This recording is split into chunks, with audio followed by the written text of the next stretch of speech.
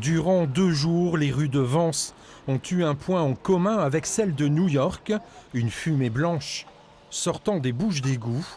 Mais ici, rien à voir avec le réseau de chauffage, il s'agit simplement de paraffine utilisée pour pister le parcours des eaux. Avec ce ventilateur, on injecte de la paraffine. La paraffine va chauffer et donc va produire une fumée.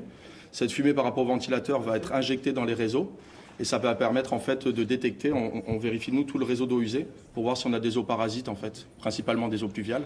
Concrètement, chaque habitation doit avoir 2 systèmes d'évacuation des eaux, une pour les eaux usées, celle des toilettes notamment, une autre pour l'eau de pluie. C'est correct puisqu'on est bien sur le réseau d'eau usée. Ici, rue par rue, on vérifie la conformité des réseaux. Lorsqu'il pleut, sinon ces réseaux vont être saturés par des eaux pluviales et on va avoir donc des débordements d'eau usée dans l'environnement et on va déborder aussi au niveau de nos stations d'épuration qui ne seront plus opérationnelles normalement avec ces débits anormaux.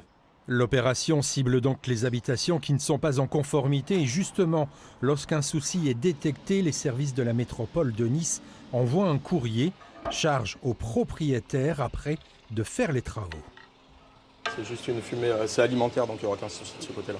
C'est juste un test et si ça ressort chez vous, c'est que c'est le réseau d'eau usée donc il n'y a aucun souci particulier. Merci monsieur. L'idée est véritablement souvent de faire découvrir aux gens, disons, un mauvais raccordement parce que la plupart du temps ils ne sont pas au courant. Ce n'est pas une intention de leur part, c'est quelque chose qui a été fait à leur insu ou dans le passé avant qu'ils rachètent. En octobre prochain, d'autres panaches de fumée sortiront de terre, mais cette fois à Saint-Jean-Cap-Ferrat, qui sera au cœur d'une autre opération détection.